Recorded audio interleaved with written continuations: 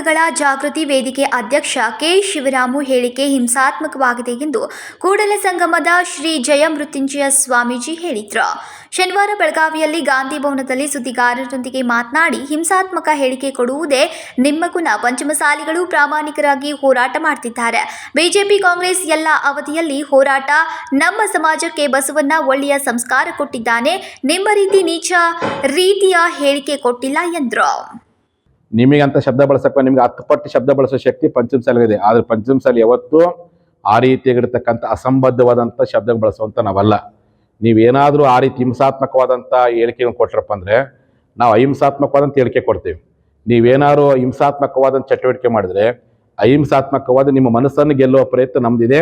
ನಿಮಗೆ ಸ್ವಭಾವ, ನಿಮ್ಮ ಹುಟ್ಟುಗುಣ ಹಿಂಸಾತ್ಮಕವಾದ ಹೇಳಿಕೆ ಕೊಡೋದು, ಹಿಂಸಾತ್ಮಕವಾದ ಪ್ರಚೋದನೆ ಮಾಡೋದು, ಪ್ರವೋಕ್ ಮಾಡೋದು, ಈ ಲಿಂಗಾಯತರನ್ನ ಸದೆ ಬಡಿಯುವಂತ ಹೇಳಿಕೆ ಕೊಡುವಂಥದ್ದು. ಒಳಗಿರ್ತಕ್ಕಂಥ ಶಾಸಕರು ಬೆಳೆ ಪಡ್ಕೊಂಡ್ರೆ ಅವ್ರಿಗೆ ಹೇಳ್ರಿ, ನಿಮ್ಮಂತ ನೀಚರು ಹೇಳಿದಾರೆ, ನಿಮ್ಮಂತ ನೀಚರು ಪಡ್ಕೊಂಡಿರ್ಬೋದು.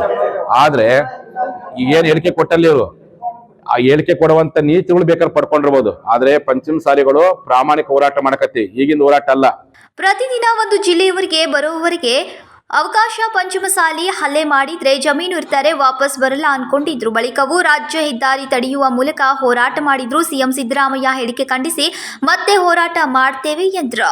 ಪ್ರತಿದಿನ ಒಂದೊಂದು ಜಿಲ್ಲೆಯವರಿಗೆ ಬರ್ಲಿಕ್ಕೆ ಅವಕಾಶ ಮಾಡಿಕೊಡ್ಕೋತೇವೆ. 16ನೇ ತಾರೀಕು ಬೆಳಗಾವಿ ಜಿಲ್ಲೆಯವರು ಬಂದು ಭಾಗವಹಿಸ್ತಾರೆ. 17ನೇ ತಾರೀಕು ಗದಗ ಮತ್ತು ಕೊಪ್ಪಳ ಜಿಲ್ಲೆಯವರು ಭಾಗವಹಿಸ್ತಾರೆ.